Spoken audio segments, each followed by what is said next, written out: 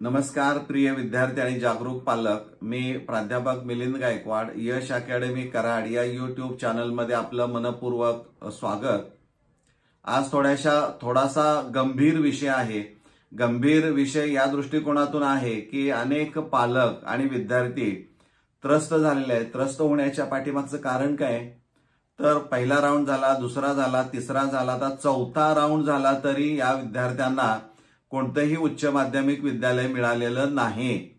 आता स्पेशल फेरी जी असणार आहे, स्पेशल फेरी राऊंड फर्स्ट आपण म्हणूया, याची नोंदणी आता करायची ऑनलाईन पद्धतीने, तरी देखील काही उच्च माध्यमिक विद्यालयांनी विद्यार्थ्यांना त्यांचा लॉग इन आयडी आणि पासवर्ड दिलेला नाही। अतिशय ही गंभीर बाब आहे। पालक संभ्रम अवस्थेमध्ये असताना फक्त ते सांगतायत की आम्ही तुम्हाला प्रवेश देऊ, 10,000 रुपये तुम्ही आम्हाला द्या, 15,000 रुपये आम्हाला तुम्ही द्या, तुमचा प्रवेश आम्ही निश्चित करू। हे जे काय एक प्रकारे बार्गेनिंग सुरू आहे, हे धोकादायक आहे शिक्षण प्रणालीमध्ये। तर मला वाटतंय प्रत्येक विद्यार्थी आणि पालकांनी ठीक आहे, नेट कॅफेवर किंवा स्कूलवर विश्वास ठेवला असेल आणि शाळांनाही वाटत असेल की हा विद्यार्थी आमच्याकडे यायला पाहिजे, पण तरी देखील आज स्पेशल राऊंडला अनेक पालकांचे आणि विद्यार्थ्यांचे फोन आले की लॉग इन आयडी आणि आमचा पासवर्ड संबंधित उच्च माध्यमिक विद्यालय किंवा नेट कॅफेकडे आहे ते आम्हाला देत नाहीत असं करणं हे चुकीचं आहे। म्हणजे कोणत्याही कायद्यामध्ये बसत नाहीये। ही माहिती त्यांना देऊन तुम्ही खरं त्यांना विश्वासात घेऊन या गोष्टी करणं गरजेचं आहे। म्हणजे हे होत नाही। किंवा काही शाळांमधून असं रिपोर्टिंग झालेलं आहे की विद्यार्थ्यांना कमी पर्सेंटेज आहेत आणि सांगतायत तू विज्ञान शाखेला प्रवेश घेऊ नको, तुला ते काही झेपणार नाही, तू दुसरी कोणती तरी शाखा बघ।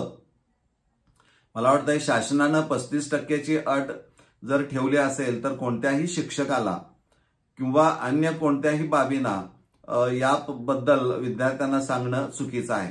तो त्याचा चॉईस आहे, त्याला कळू द्या। मला पेलणार नाही हे तुम्ही कसं काय सांगणार? तर तुम्ही या पद्धतीचं मिसगाईड कोणी करू नये। एक धुळे जिल्ह्यातील केस आहे। मी संबंधित जे काही संस्था चालक आहेत त्यांनाही फोन करून सांगितले की असं असं होतंय, तुम्ही थोडंसं लक्ष द्या। त्या विद्यार्थ्यांना या पद्धतीनं जर सांगितलं तर त्याच्या मनामध्ये नैराश्य निर्माण होईल आणि पुढे चांगलं काही घडू शकेल असं मला वाटत नाही। त्यामुळे शिक्षक असतील, संबंधित जे काही घटक असणार आहेत त्यांनी विद्यार्थ्यांना थोडासा धीर दिला पाहिजे आणि आश्वासन दिलं पाहिजे की प्रवेश आपण इथं मिळवून देण्याच्या दृष्टिकोनातून प्रयत्न करतोय।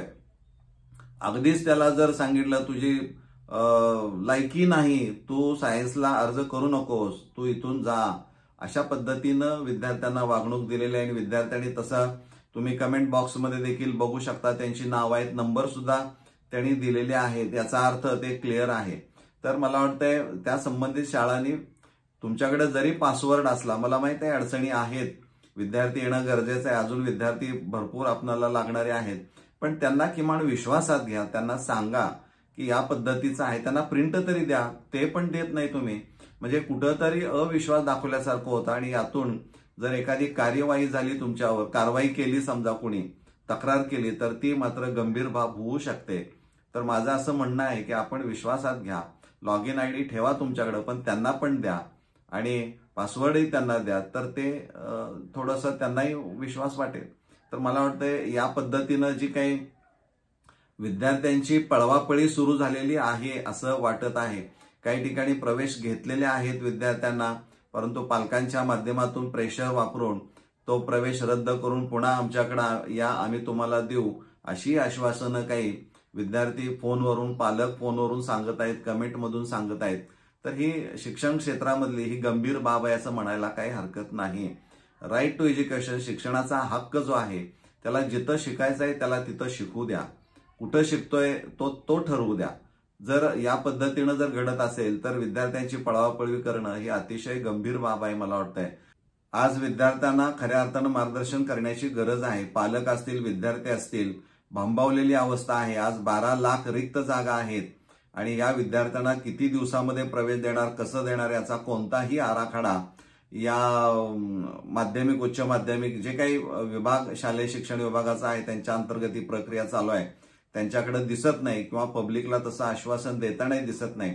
तर आपण कुठंतरी शिक्षक म्हणून एक सामाजिक बांधिलकी म्हणून या दृष्टीनं आपण विचार करणं गरजेचं आहे. मला माहित आहे अनेक विद्यार्थी तुम्हाला येऊन प्रत्येक प्रश्न विचारणार, पण मित्रांनो ते आहेत म्हणून आपण आहोत या गोष्टी आपण विसरून चालणार नाही.